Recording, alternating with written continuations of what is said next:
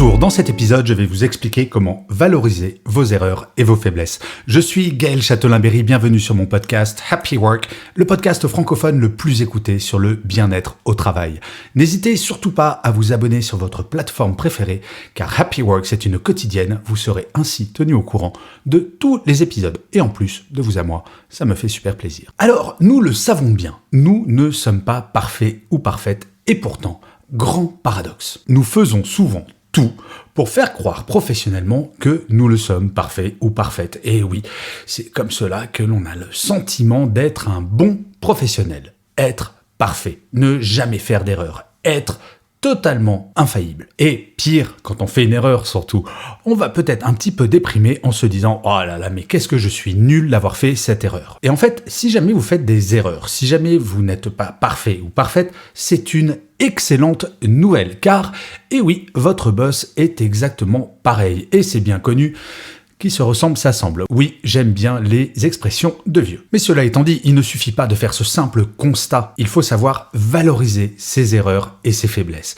Et c'est toute l'idée de cet épisode, de vous expliquer que quand vous faites une erreur ou que vous avez une faiblesse, oui, vous pouvez en tirer profit. La première étape est assez simple pour les erreurs. Si jamais vous faites une erreur, une boulette comme on dit, il est impératif, de ne pas la cacher bien entendu, mais d'aller anticiper et d'aller voir votre manager en parlant de cette erreur et en donnant 3 solutions. Quand j'étais manager, il n'y avait rien de pire qu'un collaborateur, une collaboratrice qui venait me voir, la tête un peu enfarinée en me disant « je crois que j'ai fait une boulette ». Et ça s'arrêtait là. C'était à moi de trouver une solution.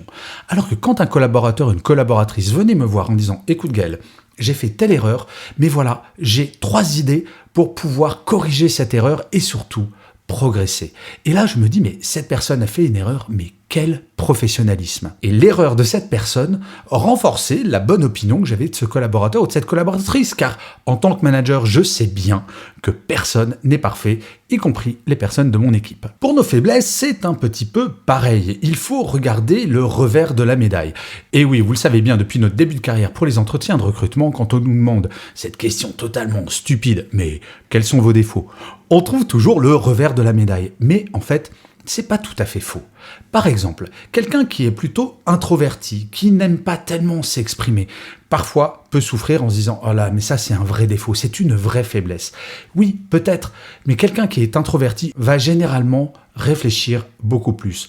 Autre défaut que j'ai d'ailleurs, quelqu'un qui ne range rien, qui est un petit peu, passez-moi l'expression, bordélique. Parfois, c'est frustrant de chercher ses affaires, d'avoir son bureau mal rangé. On se dit, oh là, mais qu'est-ce que j'aimerais bien être ordonné. Et en fait, une étude très sérieuse de l'université du Minnesota a montré que les gens désordonnés étaient en général beaucoup plus créatifs et même plus intelligents. Bon, ça, j'ai un peu du mal à y croire, mais pourquoi pas. En tout cas, en termes de créativité, il y a un lien entre les gens qui ne sont pas ordonnés et les gens qui sont créatifs. Alors, n'allez pas me faire dire ce que je n'ai pas dit. Ça ne veut pas dire que si on est ordonné, on n'est forcément pas créatif. C'est une question de niveau. Comme je vous le disais, on ne peut pas tout avoir et la nature humaine est bien faite. Quand on a un défaut, généralement, il est compensé par une qualité. En fait, vous voyez, c'est très simple. Quand vous faites des erreurs ou si jamais vous vous plaignez individuellement d'avoir des faiblesses, essayez de voir comment positiver tout cela. Il n'y a rien de pire que de se flageller avec des orties fraîches avec nos erreurs et nos défauts ou nos faiblesses sans que cela ne nous fasse progresser. L'idée d'une carrière, l'idée de votre vie professionnelle, c'est de faire des progrès chaque jour, d'avancer. Comme le disait Einstein, la vie, c'est comme une bicyclette. Il faut avancer pour ne pas perdre l'équilibre. Eh bien, je crois profondément que cela s'applique à la vie professionnelle. Et sans erreur, sans faiblesse, quelles sont les marges de progrès ? Aucune. Et nous nous ennuierions terriblement.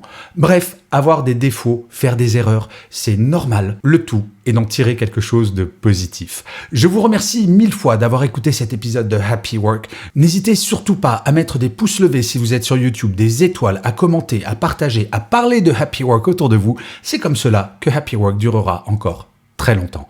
Je vous dis rendez-vous à demain et d'ici là, plus que jamais, prenez soin de vous. Salut les amis.